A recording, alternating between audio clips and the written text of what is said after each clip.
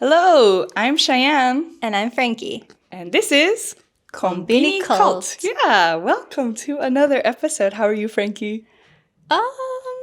Seasonal depression is kicking in. Do Yeah. you get that? I don't think if I've ever clinically experienced it, I don't know, but I know I do get really sad when it's cold. I don't like the cold or the winter time at all. So I totally get, not wanting to get out of bed and stuff, and just my motivation to do things is very minimal. So, yeah. You? Yeah, those 4:30 sunsets are a downer. Yeah. But I do like the cool weather, so I guess you can't have it all. Can't have it all. But a lot of your job, I mean, I guess it depends, if you're out shooting content or at home editing and stuff. But Yeah. let's say if you're out, at least you get to see the progression of the day, right?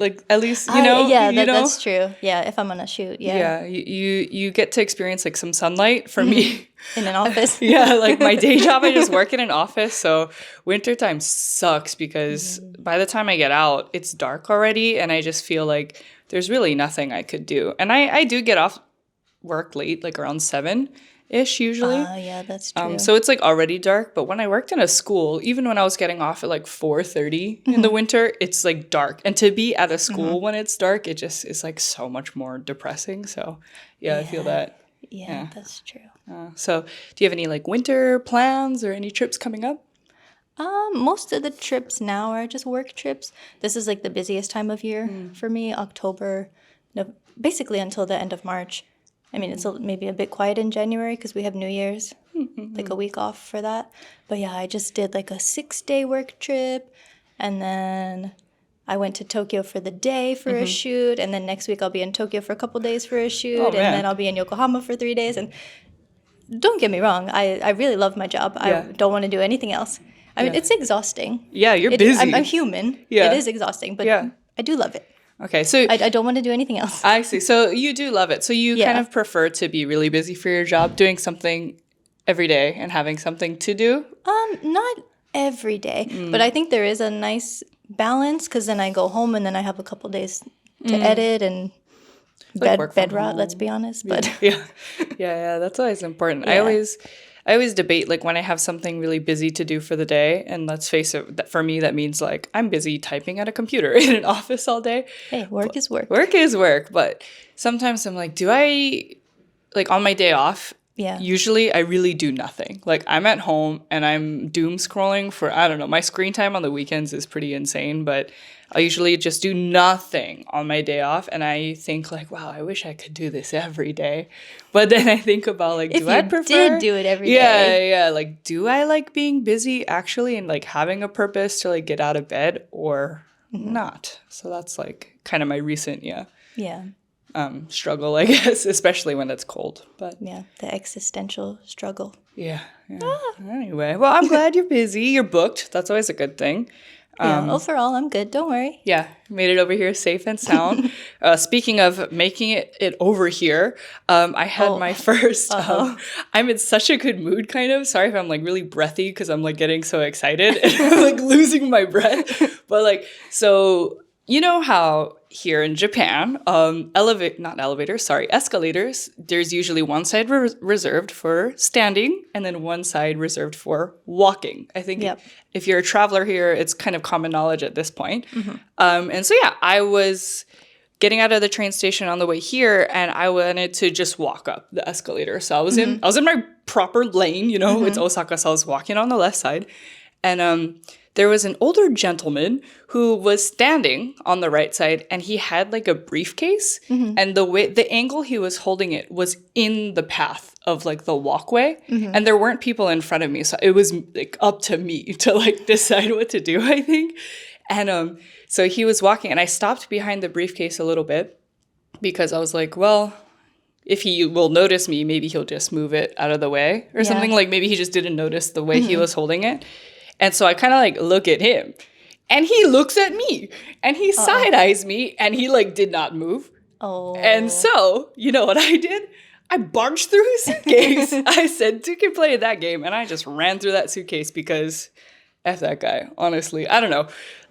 We've talked about like butsukari otoko, those Yeah, dudes who like shoulder check. checking And so dudes. like ever since I've seen those videos, I'm kind of like, yeah, I'm not going to take this anymore, even though it's never happened to me. But like rude people like that, like where it's kind of clear, like you're trying to get out of the way. I didn't like shove him out of the way or shove his shove his suitcase. But yeah, I kind of just like walked through it, and his suitcase kind of, not his suitcase, his briefcase kind of like moved out of the way. But anyway, so that's like kind of what put me in a good mood, because I was like, yeah, I felt so brave. I was like, I'm not gonna take this anymore. Yeah. So that's it. That's my only life update. Okay. Well, that reminds me of something though. Oh. So there was one time, like, just walking down the street and going through, like, just crossing the street. And you know how sometimes, like, you and the other person, you're, like, trying to get out of each other's way, but you kind of end up going the same way. So then you're, like, doing this weird dance. Yeah. So that kind of happened with, like, an old man, but then he was like, Oh, fuck. so I did it right back. I was like, yeah. and then he was like, okay. Did he say anything after, or did he just do like a I don't like know, an I just angry kept little walking. old man skull? Nice, very nice. Yeah. Sorry, did you say where this was? Like in the city, or was it kind of more inaka, like countryside? Or? Where I live, so like Okay. suburban Suburban. city-ish. That's so funny. Like I'm all for just, what do you even call it? Like not taking it anymore. like fighting Yeah. back. I mean, against I'm old not rude to GDs. people for Yeah. no reason. Yeah. Giving back the same energy. That's what I Yeah. wanted to say. Yes, like, exactly. Yeah, you're rude to me, I'm going to be rude to you back, because there's no point in trying to be submissive or fit in here anymore. At least like from me, a 7th-year jaded foreigner in Japan. But We're going on 8 years now, so oh my God. Yeah. I feel like it's just been an eternity, but like so fast. yeah. But anyway, Anyway, that's our recent news. So the topic for today, I wanted to talk about pranks in Japan. oh, Yeah, the old dokkiri. The old good old dokkiri. Yeah, dokkiri is the word. So I'm going to talk about like some really lighthearted examples, and then kind of transition into more the heavier, kind of dangerous examples of Japanese pranks. Okay. Yeah. So when we're talking about pranks, do we mean like social media pranks or like television pranks? Great question. Oh. I had a little disclaimer about that, or not a disclaimer, but like a Oh, you little. know, I love a disclaimer. Yeah, So. so I guess we'll start with that Go on. first. Yeah. So the topic we're getting into, like I said, is pranks, but we're going to specifically get into pranks that are just broadcasted on TV. So these are pranks that are, planned and curated by television companies or like, famous comedians or directors and staff that work behind those scenes. So obviously the pranks are going to seem really wild because they probably have the budget for it, Yeah. So we're just talking about like pranks that I've seen on like television here in Japan, and not YouTuber pranks or anything like that. Okay. So none of the like street interview or like random like pranks like that. Before we get into it, I wanted to ask you, like, do you like pranks? Like, are you a fan of pranking at all? Like Western style or Japanese style, like anything? No, not really. No? I mean, depending on the prank, it might just make me cry. Yeah, Because because I don't like being surprised. I don't like being startled. I see, because you grew up with siblings and like, Yeah. sibling behavior, especially Yeah. like, let's say April Fools or something, Yeah. they do like dumb stuff. Like, were you ever victim to like a lighthearted prank even when you were growing up?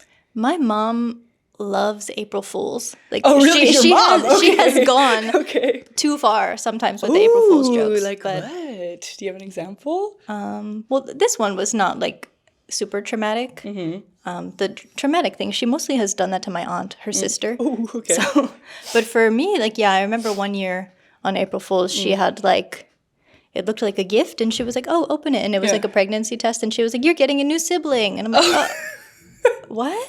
Yo, the way I would have done, Fools. I've done that actually to my dad once when I was like, I mean, I have really a younger young. sister. I love her. Yeah. So I don't know. This is like a weird prank. I've never seen it from parent to child.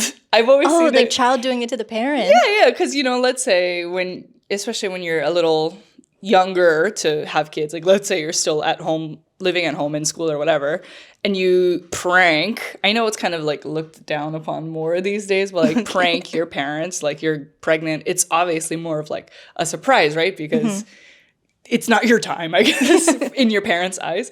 So I've never heard of the opposite, where a parent is like, surprise, like, your mom's so funny. I don't know, like, that, I think, like, so you just had a surprised reaction? Like, did you cry or anything? Or were you upset that it was not real?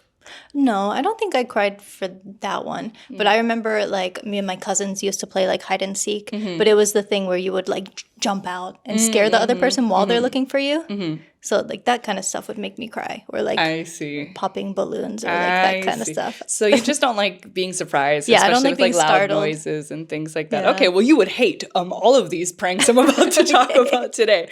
Do you like pranks? Personally, no, because I'm like really sensitive.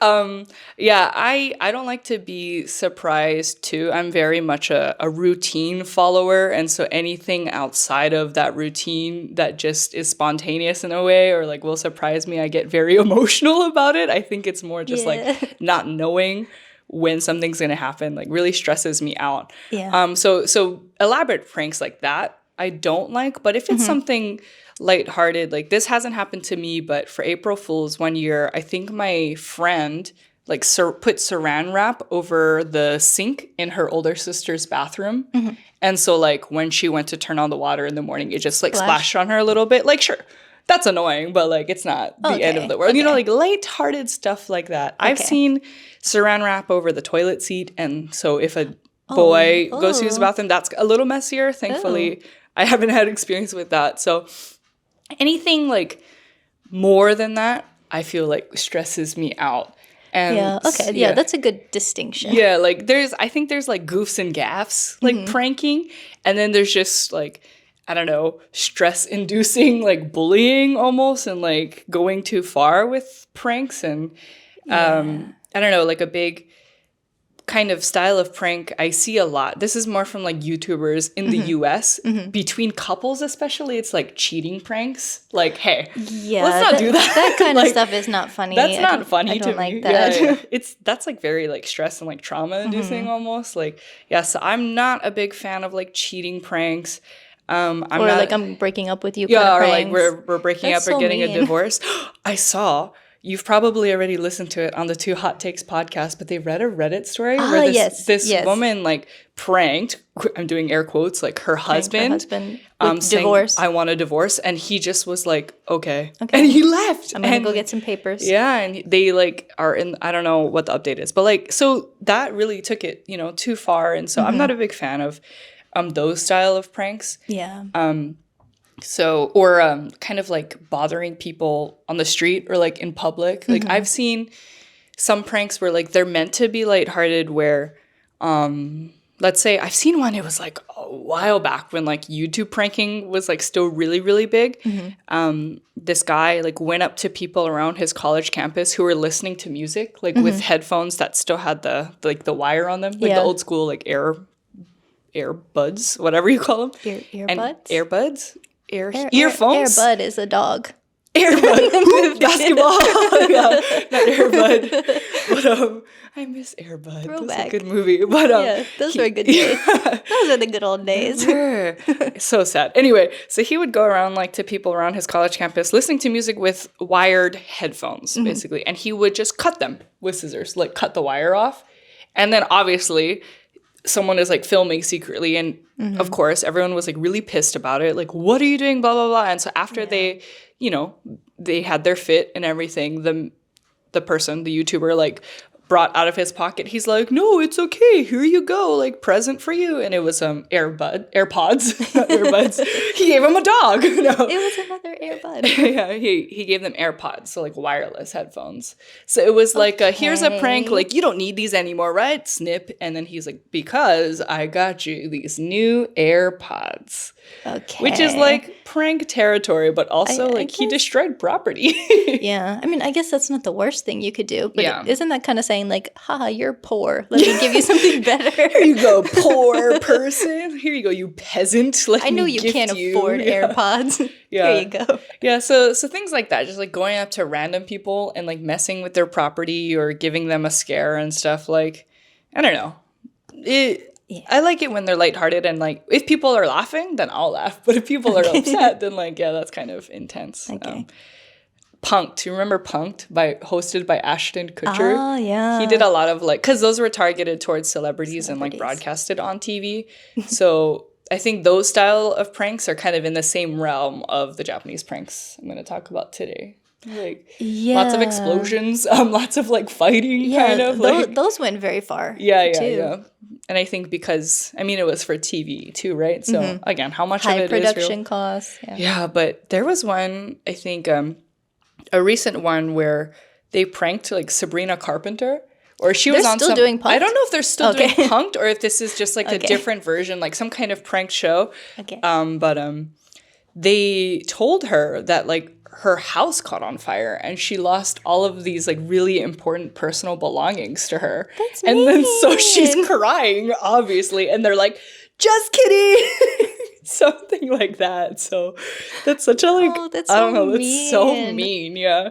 But anyway, just wanted to get an intro to like, yeah, what you thought about pranks in general and because I think like some people mistake like just being mean as a prank. Yeah. Like you're just using that as your excuse to make that person cry or something. And then if you follow it by like, it's a prank. It's just like, a joke. I have dark humor. Yeah, then like your responsibility for it kind of just like, I don't know, it gives you an excuse to be an asshole basically. Because you're like, well, it's just a prank. It's not real. So like, it's fine. Get over it, you know?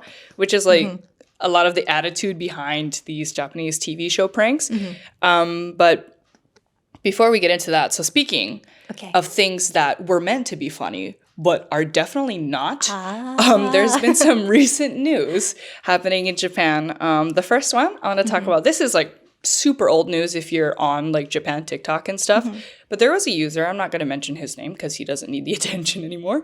But there was a user who compared the word gaijin to the N-word. Yeah, this was a white guy, by the way. Oh, yeah. Sorry, I should have started with that. He is not black or POC or anything. This is a white dude who lives in Japan. Yeah. And he made a very, like, jokey video about... So, if you're familiar, the word, like, gaikokujin means foreigner. And with that koku in there, we have to remember the word for country. Foreign country, right? And so, a lot of people have mixed feelings about shortening that word to gaijin. I've heard it used normally in conversation amongst Japanese people and amongst foreigners to just be like, yeah, I'm a foreigner. Like maybe the word gaikokujin is too long, so they shorten it to gaijin.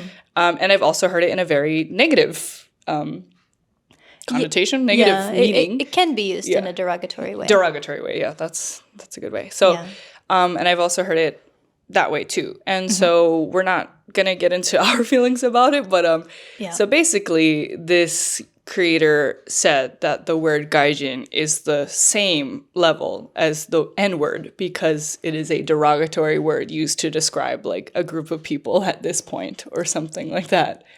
Yeah. Thoughts? I'm going to go ahead and say no. Wild take.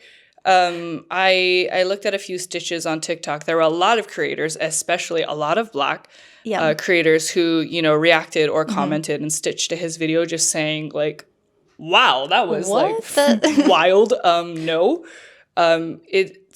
It's just like a crazy take to have personally. And also it's not your take to have, in my opinion. Like as a white person, you know, like where did you think of that? Or like, why would you film yourself or look it over and be like, yeah, that's the one.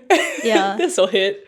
Do you remember that it was a trending audio on TikTok a long time ago, but it was like, if you're Black, you'll never really be lonely because there will always be a random white person in your business. So like, why even bring that up? Why bring that into the conversation? Oh, exactly. And that's great you brought that up because I was reading through the comments and there were like some supportive, positive ones in there. Guess what kind of people they were by.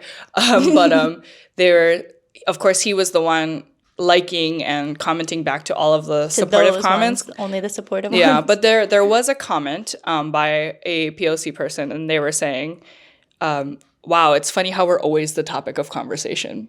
And yeah, Yeah. There you go. Exactly. That's exactly what Frankie said. So it's just, I don't know. It's old news at this point. I think the video is still up last time I checked. So maybe you'll come across it soon. But I don't know if it ever made it like past the foreigner in Japan community. I don't think so, because I don't see how it would make its way over to like travel Japan content. Yeah. Yeah. But the foreign community in Japan, especially like the foreign TikTok community in Japan, probably has seen this. And there's been a lot of reactions to it.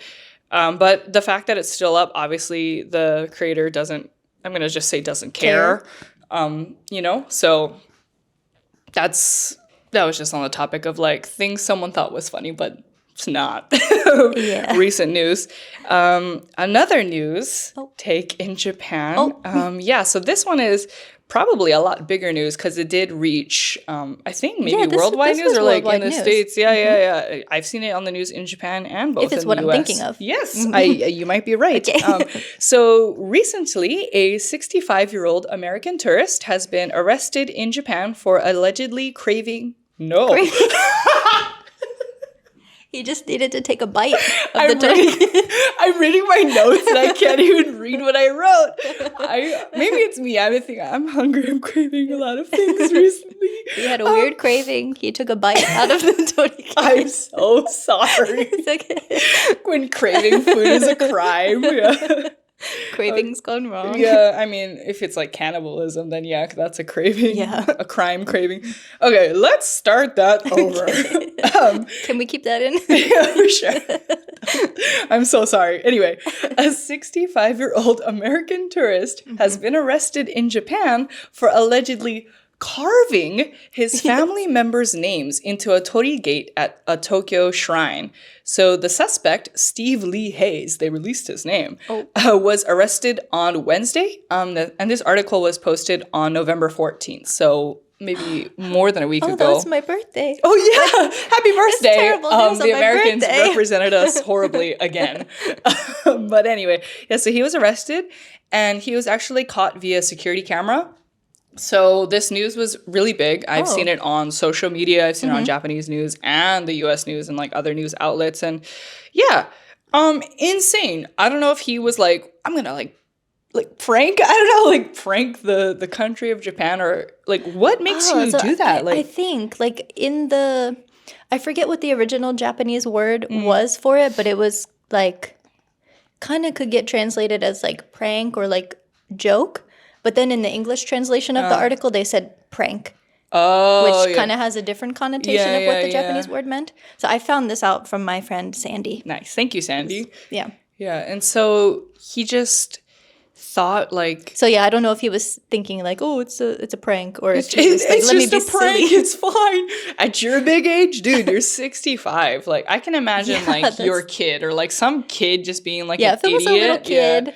Like carving their name into like some wood. Like sure, kids don't understand, especially at a shrine, you know, at a torii gate. Yeah, kids don't know how important those things are. But like 65, like did you just visit that shrine and you thought, you know what would be really funny? Or like, you know what would be a great memory is to carve my family. Disrespect cultural property. Yeah, I don't get it. Like what in your mind like made you think that was okay? Like that's just a baffling one to me, because I don't know, there's no thought in my mind when I'm traveling anywhere where I'm like, you know, it'd be really cool if I just defaced this property. You know what I mean? Yeah. And I wonder what his family thinks. I don't know. Are they like, what was his name again? His name is Steve Lee Hayes. Okay. So, there he goes again. That's just Steve. That's just Steve. It's always a Steve. No, I'm kidding. But yeah, I don't know. And so he was held in his hotel, I think, by authorities. So because he's a tourist, you know, he's not a foreign resident or anything. So he was held in his hotel. So they saw... Somebody, I guess, who works at the shrine saw the carving, and then they looked at security footage. I assume, and then found him, and then found his hotel. Probably, yeah. Damn. That's some good investigating. Yeah. But one part I think a lot of people don't hear about the story that I found is apparently, so when they found that carving and when they were looking into it, they also found a lot of carvings of other names in like kanji and stuff. So Japanese people have like also been defacing this Torigate. And I don't know if they've just never noticed it and it was like easier to spot because they're like American tourist, he's writing, I don't know. But yeah, he's apparently not the first person to have written their initials in this Torigate. So they're doing some investigating into like who may have written, and I hope they find like security footage and stuff too. Because like make it fair. Make it fair, yeah. Like of course that was a bad person and a bad tourist in general. Yes. But if locals are also doing that, then like they deserve some punishment as well. Yes. Yeah, but anyway, that was our news that kind of tied into today's theme. But now we will jump into it. It's finally time. I'm scared. So I probably should be scared, right? You should be scared because, boo, this is a prank, actually. So... This whole episode is a prank, actually. You've been punked. There's a camera right there. But before we get into it, so like I said, I wanted to just kind of... This whole podcast is a prank. Yeah, actually, I've been bringing you here all the time. Telling you we're filming a podcast. Deceived you. Yeah. Oh yeah. What if like, oh my God, that's kind of scary. That's super like diabolical in Japanese. Because that's like how a lot of these pranks start. Mm-hmm. The TV pranks that I'm talking about is they trick these like celebrities or comedians into thinking like, okay, you're going to be on a photo shoot or you're going to be on a shoot for this like this product or like we're going to go talk about this like travel place or like this hotel. So while you're there, like talk about like points A, B, C, and D, whatever.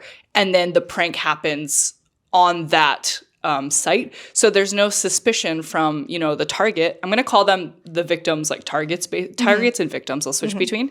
But so obviously the target doesn't really suspect anything because they think they're there for a TV related thing anyway. So that's why they're not like hiding. There's not a lot of hidden cameras and that's why they get a lot of their own like footage up close and stuff. But yeah, that would be diabolical if you're like, this is a prank. And then some like TV crew came out of nowhere, like came out busting through that door. But so to start off with like some lighthearted pranks. Okay. The first one I want to talk about is really funny to me. Okay. So it is called the elevator fart prank. Have you ever heard of this one? No, but I can maybe imagine what it's gonna be. Yeah, okay, so I'll introduce it to you. Okay. So a variety show collected data via survey showing that people from the Tokyo area didn't make any remarks when they encountered someone who passed gas or like farted loudly in front of them. They mostly didn't say anything and stayed silent. However, on the other hand, the same survey taken from people in Osaka or in the Kansai area had the total opposite result. So if someone came across another person who farted in front of them, they almost like 90% of them said they would say something. And so to test, like what? Like, did you fart? Or like they would just be like, oh, whoa. They would like that was react. A good one. Yeah, basically, yeah. So they would have a reaction. And so to test this theory, this variety show set up a prank, or I guess this is more of a study, kind of like a prank study, where they had a man, like a random man, eat a bunch of food that he would... Oh, they were real farts? Yeah, they're real farts. So it's not even a fart machine or anything. So they're real farts. So this is like... So he ate a bunch of like food that would make him gassy. And then they put him... It's a real authentic study. Oh, yeah. They don't play around. It's real business. But they put him in an elevator in like one of those big department building like shopping malls. So it has like maybe 10 floors. So he has reason to like kind of be in the elevator for a long time. And so he ate a bunch of food. And then as, other patrons of the department store were riding the elevator, he would fart while they were riding in the elevator together, basically. So let's say they get on the second floor. He's like, what floor are you going to? Because he's standing by the buttons. So he controls the like, in and out or the open and close. And so while they're riding up, he would just let out a big fart, like a loud one and a stinky one. There's a hidden camera like in the corner of the elevator. And yeah, they wanted to test people's reactions from Tokyo and from both Osaka. And As predicted, almost nobody from Tokyo said anything while the man was Wow. audibly farting. Wow. And they all just kind of suffered in silence. Oh my god. So if you like look at the video footage, let's say, you know, they get in the elevator, he Just lets like out a a like silent tear falling. yeah, kind of like they just do no like audible reaction. and they're like, you know, farts, let's be honest. I'm 30 years old, but farts are funny. Like they make a funny sound. Yeah. And so they would be like burp. And then the like poor like victims or targets from Tokyo would just kind of like you can see them if they're like a family like whispering to each other. They're kind of okay. like they're doing the silent like oh my god like what's going on like yeah did you hear that and or they kind of like politely or like discreetly cover their nose and they're just really trying not to say something and then once they reach their floor then they just got off and that was like almost every single person in Tokyo. Okay. And then so they do the same thing back in a department store in Osaka. And yeah, as predicted, everyone in Osaka like made a comment about his farts, whether it could have been just like a, did you fart? to like a, like like almost everyone, usually like men especially, were like, oh my god, that stinks. Like they're just all reacting to it. And then he did a fart in front of like a group of like maybe teenage girls or like a group of young girls. And then they all just started like laughing. So yeah, they like proved the survey that people from Osaka, they call it like tsukkomi. So they'll like, you know, make a comment about things like that. Okay. Yeah. I kind of want to see that one. Yeah. It seems like it'd be funny. It's really funny because it's kind of like, again, it's kind of like data collection almost. It's like research, but it's like, yeah, farts are stinky. And like the fact that he's actually farting is kind of insane, but like it's pretty harmless. Like on this scale, I rated it as lighthearted and harmless. Yeah. What about you? Would you say something? If someone just like farted like that in the elevator especially? I think I might just be like, whoa. I don't even know. Not like a crazy like, whoa, kusai. Yeah, the reactions of the kusa, like especially the old people were that's so such funny. a like a dude kind of response. Yeah. Or it was like dude responses or like the typical Osaka like baba, like grannies. Yeah. A lot of grannies too were like, oh my god, like did you just fart? I can't believe you did that, you know? Yeah. So So I mean, this was not a prank, but recently one of my friends was in like a home center and she was excited because she saw like kimmokusei trees that were being sold there. So like she wanted to run up and tell her husband like, oh, I found the kimmokusei. Yeah. But she ran up to the wrong person. Oh. And he farted in like surprise. Have you ever been so surprised you just farted? Probably. I think I have too. Probably. Like, oh. Probably, actually. Yeah. It seems, possible. It's a human reaction. And yeah, as you said, the sound is funny sometimes. Yeah. Oh my gosh, Yeah. that's so funny. A stinky fart on an elevator, that's... Yeah. We can link, I have all of the YouTube links to all of these pranks I'm talking about, so we can link them in the description if you're ever catching this on YouTube. But yeah. So that's level 1, okay? Okay. Yeah, I would say that it's pretty harmless. Yeah. Would you like to read number 2? It's very short. Oh, sure. Sorry if my notes don't make sense. Okay. Jurassic Prank. Yes. Okay, so the targets, usually comedians or a celebrity, were told to go to a certain meeting room, and while walking down the hall, a bunch of people, actors, come running past. It looks like they're running away from something. Confused, the target usually just stands there not knowing what to do until they see what everyone is running from. A huge animatronic puppeteer dinosaur. Okay. So, again, a really funny one if you watch it on YouTube. So it was obviously like, it was one of those like blow up dinosaur things? No, not like the Halloween did it look costume. real? It looks kind of real. Like, have you ever been to Universal Studios in like the Jurassic Park area where they have... No? Okay. No. So, if you've ever seen But like... Not the recent Jurassic Worlds where like the CGI is really good, but like the old school Jurassic Park where they still used like animatronics. I think I've seen animatronics like that kind before. Kind of like that. Okay. And so there it was pretty like, I mean, if you're like in shock, it's gonna look real, especially because you're like, am I looking at a dinosaur right now? You know, and so it was kind of like one of those like half animatronic, half like puppeteered kind of dinosaurs, because you, like, if you look closely, you can see the legs of the person inside the like dinosaur puppet like walking, because his legs are attached to like the feet of the dinosaur. And so yeah, they're all like running away from something, screaming. And so obviously the victim or the target, they're like, what's going on, you know? Like they're kind of just so shocked. And so there was one where, yeah, the dinosaur came out, and usually everyone just like screams and runs in like the opposite direction. Okay. And then there was one girl, she was running and she tripped. So she was just stuck on the floor, and they like went up to her and they were like kind of like gently biting her and stuff. And she kept screaming, and I don't think she like caught on that it wasn't real yet. I don't know. She kept saying like, "Is this real? Is this real?" And so again, a funny, lighthearted one. Okay, that's not too bad. Not too bad. The last quick lighthearted example I have is the hair loss in the shower prank.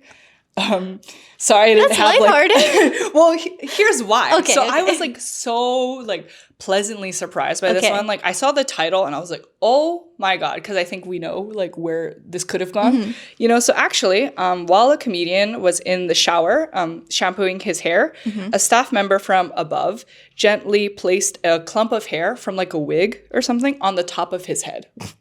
And so when the comedian was, you know, kind of shampooing their hair as they were touching their head, they eventually, you know, found that clump of hair and they grabbed it, and it would look like they lost a lot of hair while showering, you know? And so, of course, the prank is scaring him into thinking he like lost a lot of hair while shampooing his hair. And so obviously that is terrifying. I'll shed like 2 hairs in the shower and I'm like, oh my god. No! I'm going bald. So yeah, it was like a huge clump too. So obviously he was like shocked and scared and like, what was going on? Yeah. But a very lighthearted one, because it's just hair from a wig, you know? Like there was people like kind of laughing at him in the background, and then they went into the shower and they were like, fooled you. And he was like, oh my god, like it wasn't a big deal or anything. But the reason why I was so relieved is because what did you think they were going to do to prank him by losing his hair? I thought it was going to be something like that. Oh, actually like with a fake hair? Fake hair. You're like so much better than I am. I thought it was because I think it would be too much if they actually put like Nair in his shampoo. Well, or yeah, something. that's what I thought. People have done that as pranks before. Exactly. Like, I don't know about on Japanese TV, but you see that on like social media sometimes. Yeah. So the Nair and the shampoo prank is like not unheard of, right? So when I saw this title, I was like, oh my god, like it's one of those, you know? That's where your mind went. That's where my mind went, because like that's so invasive. Like what do you even call it? Like so sad. Yeah, like, but that's causing real damage. Real hair loss, real damage to your like scalp. Like it's not meant for hair on your head, you know? And so I'm like, I saw this and was kind of like, you know, scared, but after seeing it, I was very like relieved. So I put that in the lighthearted category. Okay. But I mean, if they did that prank to me, but they were using hair from like a black wig or something, I'd be like, oh yeah, then that's like a horror movie almost when you start. Yeah, I'd be like, oh my gosh, there's a ghost in here. Yeah. Samara's here. Another one. So now we're going to verge onto the category of, I just called it meant to be funny, but it's actually kind of sad. Oh, okay. Yeah, I only have one example in here because it's kind of more of an elaborate one. Okay. So I'll go ahead and read it. Okay. So this prank, I just called it Kirido Daigaku. So a Japanese comedian who never went to college, he only graduated from high school. He was kind of known for not being very bright. And so they made a quote-unquote documentary of him for 180 days. And the challenge was for him to study to get into college. So to take the juken, the college entrance exam. And so they documented him, you know, like really working hard and studying late every night just because it was his dream to get into college one day, because he had never done that. And so the show covered him staying up late and working hard to get into a fake college created by the show. This is so sad. And that's why I called this meant to be funny, but actually kind of sad. Yeah, and so, of course, he doesn't know he's like going to a fake college. And so the TV show has just created this entirely fake university, like made the paperwork, like made the test and everything for him. And so the 6 months go by where he has finally studied and taken his college entrance exam, and they showed him, receiving his results, and it showed that he passed. And obviously he's like so happy, he runs to the camera and he's like, I passed. And so the next step of the prank is to curate an entire opening ceremony. So in Japan, they have opening ceremonies for your first day of school and things. So they had this fake opening ceremony where they hired hundreds of extras to play like fellow students that are going to this college. They hired, extras to play like staff and like the dean of the college and everything. So they're having this like full on entrance ceremony for him. So he's there in a suit. He's just standing all proud, like excited to kind of like, achieve his goal. And so part of the ceremony included singing, the school anthem. So again, a very Japanese thing. Again, and this is another fake thing created by the show. So this is a fake school anthem. And so this college that he got into is called Kirido Daigaku. So Kirido University. Okay. And so as they're singing the song, they're showing the lyrics at the bottom of the screen. And as he's singing and reading the lyrics, you can tell he's getting a little like, what is this place? Like, what's going on here? But still, he doesn't really suspect anything. And so as they're singing, the lyrics include the word prank. So prank in Japanese is dokkiri, and this college is called Kirido. So as you sing it, they keep saying like dokkiri, dokkiri, dokkiri. So this word is like coming up more than once in the song. So he's like slowly like, what is happening? Kirido. Yeah, exactly. Yeah. So they're kind of like, this is the moment where they're like, it's a prank kind of. And so again, he's like kind of catching on, but you can tell he's like, no, there's no way, And so finally, the end of the song comes and the final lyrics of the song says like, this is not a real school. Translated into English, of course. Yeah. So they're like, this is not a real school. And then after they sing that last line, all of the hired extras just kind of fall down to the ground, like flash mob style. And then things around the school, like all of the props start exploding on the stage. And of so course. The comedian of course, right? And so the comedian is just left there to be the only one standing, like literally. And it was kind of at that moment where he's just the only one standing, he realized like, okay, this is fake. This isn't real. And he's been pranked this entire time for this like fake show about him getting into college. So his reaction was kind of light at first. He's smiling and he's like, he had that like, oh my God, like, I can't believe I fell for this kind of like reaction. But then you can tell he's like quite upset and like sad about it, but hiding that reaction behind, like laughter and stuff. But even the staff could tell that it was kind of a trivial smile because so in Japan they love to put like subtitles and like graphics on the screen of like what's happening. So they put a graphic next to his face that said fukuzatsu, like complicated, because they knew too he's having like a really complicated reaction to like what is going on. And so he's kind of like trying to hide his tears behind his laughter.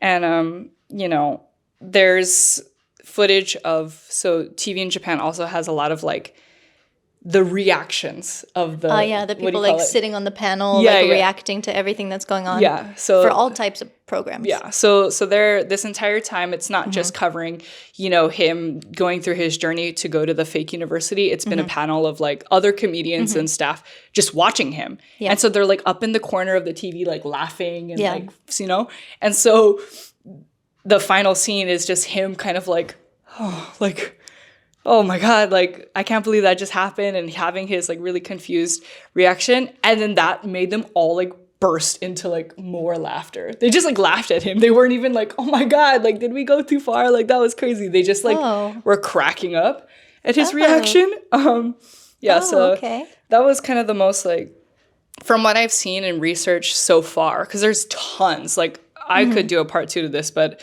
that's one of the most, like, what do you even call like elaborate pranks I've ever seen? To like 180 days of that? Yeah. That's so did they also have to make like a website and like all like kinds of materials and stuff for this fake university? Because I mean, I don't know what year this took place in, like if people were regularly on the internet at that time, because couldn't he have just Googled like Right. Is what is Kirido University? What's the Exactly. history? And that's kind of what I asked my partner too. And based on the footage, it looks more like late 90s, early 2000s. Oh, and okay, like kind of in a time where I don't think he would have ever thought to like look it up, or maybe he just couldn't look it up easily like that. That makes more sense. And again, like his whole shtick was like he was kind of like not a bright guy, and so who knows, like he could have also just believed like anything they told him to, right? And so that is the example I have for meant to be funny but very, very sad prank. That's very like so sad. That's really sad. That's very like Truman Show.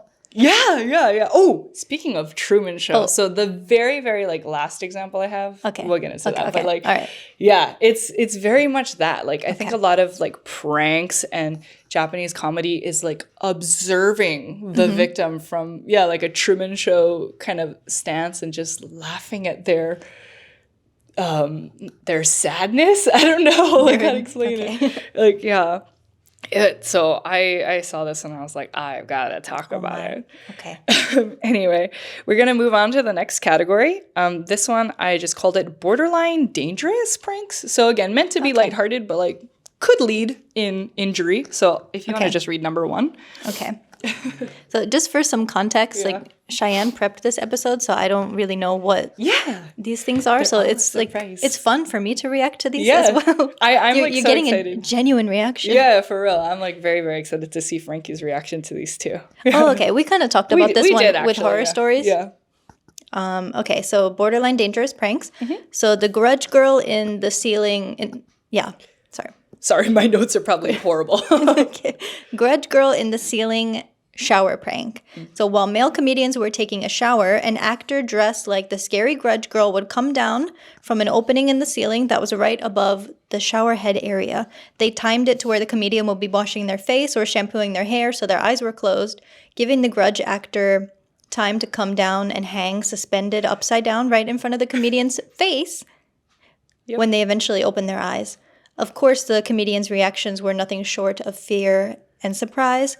And given the environment, many of them would slip in the shower or fall down there or run out of the shower completely naked to escape, eventually slipping in the hallway of the building they were filming at since they were still covered with soap and water. Yep. That's... Someone could genuinely have a heart attack. Yeah, no, and it was scary too. Like whoever the actor was, like playing the Grudge person, they went all out, like with the wig and with like the white face paint and everything. Like it looked scary. If that were you, what do you think would happen? I would have died right there. Like I think like, and thankfully they did this prank to only men. You know, like there weren't any like women victims to this prank because they were like in the shower, like naked in the shower. So it was hidden camera and stuff. There's a lot of pranks that happen while male comedians are showering. Yeah. They love to catch them when they're like most vulnerable. I think that's like part of the, again, air quotes, like the comedy, the humor of it all. Like, I don't know. There's a lot of, not obsession, but like there's a lot of like coverage of dudes. Naked. When they're changing, when they're naked or something. Yeah. I don't know the production laws exactly, but I don't know if you could do that in the States. I've never seen anyone. I've never seen anything like that. No, in the U.S. Never. We're like, because here too, it's not like a. I guess it depends on the program, but usually the way it's kind of funny. It's very creative, in my opinion. The way they censor, like private parts here. Again, they don't really do this. That I've seen, they don't do this to women, but for men, they'll usually the censor they use is like a logo of the TV program, like this logo or like whatever the bangumi, like the show is called, is what's covering their privates. Yeah, but they just love to catch people when they're super vulnerable like that. I guess is that what makes it more funny? Like seeing someone like. Naked and afraid. Oh, maybe the U.S. does have that. Oh yeah, is that an American show? That is an American show. I watched part of it. Never mind. Yeah. You can show naked people on TV. That's so true. If you censor their body parts, Yeah, and so like that is so scary, and all I could think about is like someone slipping the wrong way in the shower and hitting their head. And I haven't like seen the video in detail enough to where like. Because you know how a lot of showers here, especially to hang your washcloth, there's like a metal bar usually. Oh, true. You can hit your head on that bar. And I don't know if they removed that. Maybe they like kind of were expecting that, and so they removed the as many dangerous things as they could. I'm not sure, but like, because no one did get super, super hurt, but a lot of people did slip and fall, and that's dangerous itself. So, yeah. That was one of my borderline very dangerous pranks. Yeah. Another one. I don't even know about borderline. I think that is dangerous. That is very dangerous. Like you said, it could lead to heart attack depending on the age of the target too, right? I think they kind of did it more to men in their like 30s and 40s, I would say. I don't recall seeing. They got like a pre-screening to check their heart condition. Yeah. First. Oh my God. Can you imagine someone getting that like on TV, live on TV? Goodness, yeah. They'd probably have to cut the program. Maybe there have been things where people got harmed, but they, of course, couldn't show it on TV. Yeah. I don't know. Maybe. I do have an example of like some criticism that and backlash that these programs have received from both just like people on X or Twitter commenting and also from the target, like the celebrity themselves. And so, it is like not uncommon too. Another like kind of borderline dangerous prank is the public water fountain prank I found. So a public water fountain. So the targets aren't celebrities or famous people. These are just like random people in a park, actually. Okay. So a public water fountain was replaced with like a water cannon. With a lot of water pressure. So anyone who wanted to push the button to drink some water would just be shot with a water cannon, basically, in their face. So seems like pretty innocent enough, but it looked very strong. Like it just shot straight up. Depends on the force of the water. Yeah, and a lot of, because like, think about it. Who's at the park in the middle of the day when they're filming this? Mostly old people. Yeah, old people, maybe kids. Yeah, and so they got a lot of like elderly people who, were just trying to drink water. So again, for them, considering their age, I kind of categorized it as borderline dangerous because you don't know like what kind of shock that would send someone into, like being shot with water in your face. I don't know the direction it was going, but it would like go straight up your nose. Because like, it just into went your like, eyes? straight up into their nose and like kind of like, so water fountains, I don't like, if you notice, for example, in the US, water fountains, they kind of have a spout to where the water comes out curved in like, a curved rainbow shape. Yeah. And water fountains in Japan do, but I've seen like kind of old school ones where the fountain is like facing up.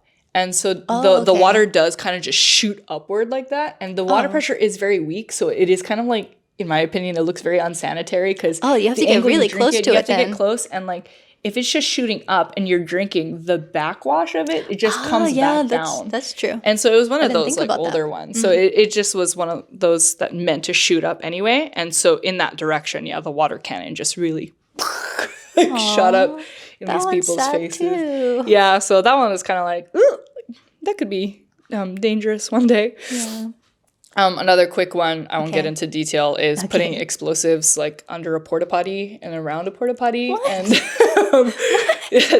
the targets of these ones were always like comedians or something. And so it was like a hidden camera situation. And they think they're there on set to film content for like something else. They're like, okay, I'm going to take a break. And then every time they went into the porta potty, they just like blew it up basically. And they're just in there like, so again, very vulnerable, half naked at this point. Just like sitting there with a bunch of like fireworks or explosives going on around them. And then it always, of course, led to the way the porta potty was built. Like it's like a 4-panel like doors, and they all just kind of like fell down at the same time, like cartoon style, and so they're just there. Exposing the person. Exposed, yeah. Yeah, so that was our last example of borderline dangerous pranks. Yeah. Some things I've seen on TV before. I don't remember the context. I think it was part of like an elaborate thing, but like in the end they had the guys like running somewhere, but then there was like a huge pit, so like they covered it with something that looked like it was solid, but then they would fall into this pit. Yeah, they also love pits. They also love like just like these kind of pits. Yeah, they love pits. They've got like a wacky fetty, but like people falling down into pits and holes. Yeah. Yeah. Yeah. I mean, I guess somebody could sprain their ankle or like fall the wrong way. Yeah, for sure. It's risky. Before we get into like our very, very last kind of extreme example, I had a another category, very quick. Okay. I called it the only in Japan / sasuga Nihon category. Okay. It's one sentence. Would you like to read it? Elevator floor actually being a trapdoor that causes the victim to fall down a 50-foot slide covered in lube, eventually leading to a slip and slide type of tarp. What? That's it. Yeah. Okay. Yeah. Sasuga Nihon. Yeah. There's like tons more. Again, I have like a compilation video that we can link in the YouTube description. But like, yeah, like that's like only in Japan. Prank, you would seem like they love lube. Okay, so let's backtrack. They love naked and vulnerable victims. Yeah. Trapdoors and like holes, like falling down holes and pits. Slides. Yeah. And slides usually with lube. They covered slides. Yeah. Yeah. And I didn't even get as far as to like what the prank was for. I think they're like, again, telling the comedian like, okay, like the shoot will be on the second floor, so please like go down. And then as soon as they entered the elevator, it just fell down. Like they're just sliding down, like getting slippery and lube. And yeah, that was the whole prank. Okay. Yeah. Have you ever watched the Dokkiri Grand Prix? It's something that happens, I think, like, what is it, every New Year or like once a year in Japan? Or it sounds kind of familiar. Yeah, maybe. Yeah. It's like a big show where, again, it's like a pranking Grand Prix basically. Yeah. So they have like multiple targets who are different, like singers, comedians, whatever, and it's the whole show for like an hour or 2 hours is just showing footage of like prank after prank after prank after prank. So yeah, I won't get into it, but Japanese people, they love their pranks. Yeah, but at least people who watch TV love pranks. Okay, so the last two I'm gonna get into. Okay. I'm kind of debating on the order I want to get into, but I guess let's talk about a prank that received a lot of backlash that I was kind of talking about. This was, so the two examples I have, one is very recent. I think it happened this year, back in September. And then the other example I have took place in 1998. And that one, it was like very long and very elaborate and almost like, I don't know, I made a note where I kind of compared it to the Stanford prison experiment, if you've ever Oh my gosh. You know what I mean? Like, so let's do that one last, actually. Okay. So I'm going to have Frankie read, I Google translated this news article about this recent prank that kind of received a lot of backlash, especially because I guess trigger warning in here, it kind of has to do with, but not essay exactly, but like the trauma of maybe, you know, being attacked at night and stuff. Okay. Yeah. So just trigger warning about that. But I will have you read this article here. Okay. God, that translation is so bad. I just realized. I'm so sorry. Okay. On September 11th, the broadcast Wednesday Downtown, the comedian Minamikawa, 41, appeared as a presenter and introduced a prank plan that is now causing a stir. It was titled Self-Defense Techniques Learned on Location. If attacked by a thug the next day, they will try to use them. Very long that was title. The title? Okay. Yeah. I mean, it's Japanese. I can picture it being that long. Yeah. Yeah, I guess it would look shorter in like kanji and stuff. Okay. The targets were Nokubo, 32, of Party-chan. What is that? I think she's like a comedian or kind of like a... have you ever seen, it's like the lady with like half blue hair, half white hair. I don't know. So these are all like just, I don't even know what you call like talento in Japan. They're either like comedians or like influencers. Yeah. Sure. I think they're influencers and like comedians and just like well-known like celebrities, I guess, in Japan. They're famous. Yeah. Okay. Yeah. So we had Nokubo, 32, Ashiraki, 47, and Masanari Takano, 35, of another group? Yeah, I think they're like comedians, like manzai groups and stuff. Okay, so they're probably well-known Yeah, people? yeah, very, very well-known. Yeah. Okay. In the video, the three visited an Aikido dojo on a fake location shoot, underwent a 3-hour self-defense experience, and acquired a fair amount of skills. What attracted attention was the scene where they were pranked, which was shown immediately after. The day after participating in the self-defense experience, a fake reenactment drama was recorded at a warehouse studio in a factory area in Kawasaki City, Kanagawa Prefecture. The three were recorded at different times, but on their way home, they were pranked by being attacked by a thug. Okay. The first target was Nokubo. I think her name is Nobuko. Oh my gosh. It's okay. Edit. All the Nokubos are meant to be Nobuko. Have I been saying Nokubo the whole time? Yes. Nobuko. Sorry. The first target was Nobuko. In her self-defense training, she learned how to avoid being grabbed from behind by crouching down and raising both arms straight up. Just like Nobuko, after finishing a fake recording, she was walking home alone when a man dressed in black appeared in front of her. While avoiding the man with a wary expression, Ashiraki said, "Thank you for your hard work," and tried to pass by. So what, like, otsukare-sama? Yeah, I think they're just kind of like, okay, otsukare, like, see you later. Okay. Yeah. However, the man approached and grabbed her right arm, causing her to scream, hey, wait a minute. When the man pulled her arm and said, come here, she fought him off with the technique she had learned the day before while preparing to resist. However, right after using the technique on the man, she ran off as fast as she could, screaming help. She seemed genuinely scared of being attacked. Only Ashiraki was shown to reveal the truth. Takano was the last to be pranked, and because he was a man, the assailant was changed to a muscular foreign man. Rude. Oh, yeah. Okay. That has its own issues. Yeah. Although he had learned self-defense techniques the day before to use when someone grabbed him by the collar, he was unable to use them when he was attacked. He took off the shirt that the assailant had been holding and ran away with his upper body naked. Okay. Fin. Yeah. Okay. And so... what do you think? I know that they wanted to test, like, if you were to learn self-defense, like, could you use it in real life? Was the premise of the prank. But thoughts? No, right? That seems very inappropriate. Yeah, like, especially at night. Like, women especially have to look, around and be aware of their surroundings 24/7, basically. Even in Japan. Even in Japan. And so... to have it be, like, plotted at night where they're kind of walking alone, too. Yeah, again, so like, people traumatic. in a vulnerable position. Very, very traumatic. And so, also, the name of the talents and the celebrities in here, like we said, Nobuko and Shiraki and stuff, I was a bad researcher and didn't look up their actual names. So this is like how Google Translate translated their names in kanji. So if there's a different pronunciation of their name, sorry. I will add that later. Okay. But anyway, yeah. So a lot of people felt the same way. Mm-hmm. There was a lot of replies to this on like X and stuff.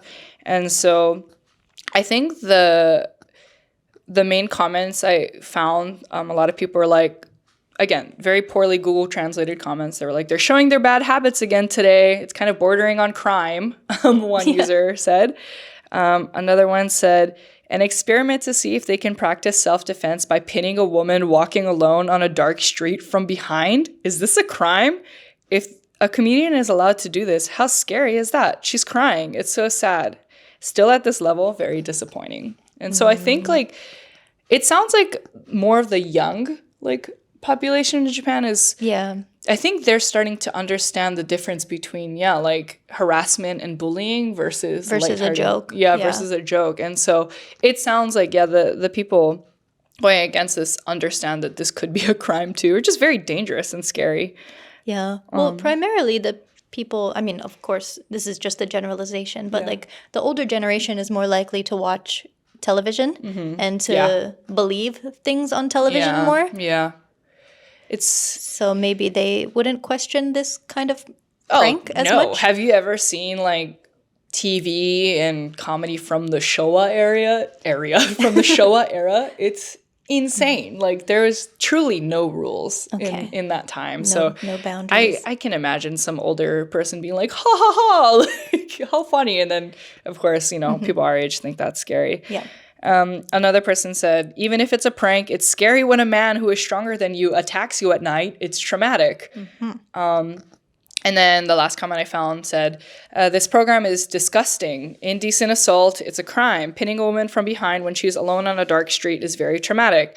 I feel very sorry for her, the victim. And I think Ashiraki, so the other comedian, I think he got very angry about this, but that content was like cut out of the thing. Like, but it kind of reminded this commenter of a similar situation a few years ago when the police were involved, and I guess the victim like wouldn't let it rest until like the culprits and stuff were like caught and stuff. So yeah, anyway, that's kind of like a very traumatic prank gone wrong almost. Yeah. I felt like that was important to bring it up, and it was kind of interesting. And that was recent. Yeah, it was very recent. It was this year, I believe. So yeah, it's kind of, I guess, reassuring to hear that there are people out there in Japan who feel like some of these pranks do go very far. Yeah. Because I think, as you know, I'm not Japanese. I didn't grow up here. So my perspective on a lot of things that are Japanese is going to be different, obviously. Yeah. And so sometimes, especially when it comes to like humor and pranks, sometimes things that like my friends or maybe my partner finds like funny might not be funny to me. And if that happens like more than once, I kind of start to like think, am I the weird one? Like, is it a cultural difference? Yeah, maybe. Like, yeah, like is it just a cultural thing? Like, are you guys actually okay with this kind of stuff, or is it? Yeah, so kind of like like I said, reassuring to see that not everyone is on the same page with this kind of humor. Yeah, that's true. Yeah. Okay. Okay. This is the one I'm scared to hear about. This is like the last one, and I found a couple articles, and they're quite long. So yeah. O at the picture or O at the length? At the picture? Yeah. So there's a picture of a man in like a... Oh, wait, I think I know what this is. You know what this is, right? I feel like it's pretty notorious. Like, I think anyone who has some kind of interest in, like, Japan may or may not have heard about this. So I'm going to kind of just read the article as is, and then maybe we have to cut some things out. Okay, yeah, because I don't remember exactly how the story went. Yeah. And so that's why I wanted to just, like, read it, because I don't want to leave anything out either, despite it being long. Okay, so this article is actually from the BBC. So, again, worldwide news, kind of. In 1998, a Japanese man was stripped naked and left alone in an almost empty apartment as part of a challenge for a reality TV show. Tomoaki Hamatsu, also known as Nasubi, was left with only a pen, some blank postcards, a telephone, and a rack full of magazines. But he was not there to read. The concept of the show was to see if a human being could survive on competition prizes alone. Okay. So, in order to win the challenge, the value of the prizes he won had to reach a certain financial threshold, 1 million yen, or around 6,000 pounds at the time. He would not emerge for 15 months. Oh my gosh. So he was stuck in this place for 15 months. Naked, yeah. Following a gradual descent into depression and mania driven by hunger and isolation. Nearly 3 decades later, Nasubi's ordeal is being revisited as part of a new film that has just screened at the Sheffield Documentary Festival. Yeah, so it is very famous in Japan. So what does competition prizes mean? Yeah, so I think we'll get into it. Oh, look, they mentioned the Truman Show. Okay, sorry, I had to kind of collect my thoughts there. So I'll jump to like another page I found that kind of describes the competition show more in general. But my understanding is like I think he was left with like a bunch of magazines, right? And so I think he had to sift through them and find like coupons or like things like, oh, you win a bag of rice, or like just like he didn't have money to spend, basically. He was just trapped in this apartment, and he had to quote unquote like win like daily essentials basically to live, all while being naked. And so did he think it was like, what did he think the program was? Yeah, so I'll get into that. So he totally thought it was a different program. Let me get into this other article, actually. Hello? All right. So it all started on one snowy day in January 1998 with an audition. The audition consisted of choosing, talent. What? So in 1998, a group of aspiring comedians showed up, and among them was a young man whose stage name was Nasubi, and that means eggplant in Japanese, I guess. So Nasubi was kind of chosen as the lucky one over the other comedians for a mysterious show business related type job. So again, they trick him into thinking they're shooting content for something else. Okay. And as a young aspiring comedian, I'm sure you're down to do anything, right? Yeah, for exposure. That's true. Yep. So once he was chosen, he was immediately blindfolded and driven to a tiny one-room apartment somewhere in Tokyo. When he arrived at the apartment, he was shown a stand full of magazines, a huge pile of postcards, and then they told him to strip naked. The room was empty except for a cushion, a table, a small radio, a telephone, some notebooks, and a few pens. There was not a crumb of food or any toilet paper or any other form of entertainment. Whatever he needed, he was to win by sending thousands of postcards into contests. Oh my gosh. That's what it was. So the producers left, and Nasubi was on his own in his own unique survival challenge. So imagine, what's going through his mind. How am I going to eat? Why are they doing this to me? How long is it going to take to get out of here? Mm-hmm. And he must have thought he was just like in a bad episode of Prisoner, this person said. So he won his first contest on February 8th. So remember, they started this in January. Yeah. So he won his first contest on February 8th. So he had no food until then? No, and that's why. So if we'll post I found kind of a short, not documentary, but information video about it on YouTube, which we'll post. And if you look at that, you can just see he's so skinny. Mm-hmm. It's like a survivor, basically. Mm-hmm. Yeah, he lost a lot of weight, obviously, know. And so his first contest he won, he got some jelly, which was valued at 1,560 yen, which left him with 998,440 yen left to win. So he had to win this certain amount of yen, so that 1 million yen we talked about, in order to leave. Oh my god. So this jelly being valued at 1,560, he just only took out a small chunk of that, right? So that day, he ate food for the first time in 2 weeks. On February 22nd, he won a 5-kilogram bag of rice. Unfortunately, he had no cooking utensils, so at first he tried eating it raw, but eventually devised a cooking method where he put it in an empty can beside a burner for an hour until it was, quote-unquote, cooked. He ate about half a cup of rice a day, using 2 pens as chopsticks.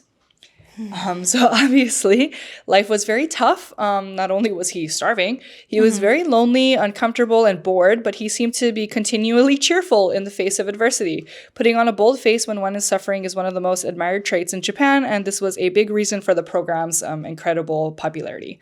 They love that gaman.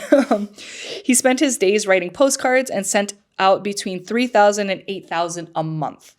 It must have been incredibly discouraging because by the end of March, he had only won 66,840 yen, leaving him with 933,160 yen left to win.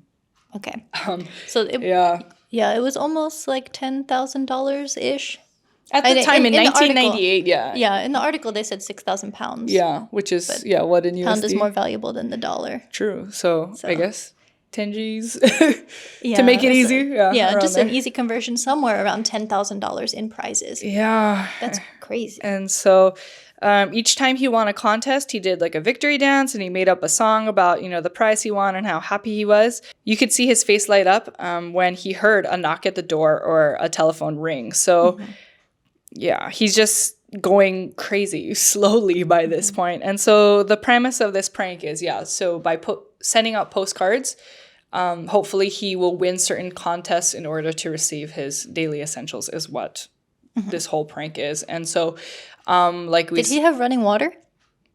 Not that I mean, if he's in an apartment, I assume he has running water. Because if you can't not drink you for can't 2 not weeks. Drink water for 2 weeks. What is it, 3 days? You can technically survive without water. So I assume if he's trapped in an apartment, there's probably a sink, so there is running water. Okay. And not that I've read, I don't think it was he was trapped in there in his own feces and stuff. I assume there was a toilet and stuff too. You could flush the toilet. But there was no utensils, no food, no cooking, no entertainment or anything like that. And so, it's a long story, a very long article I found. So if anyone is interested, you can go ahead and read that. We'll post the link below.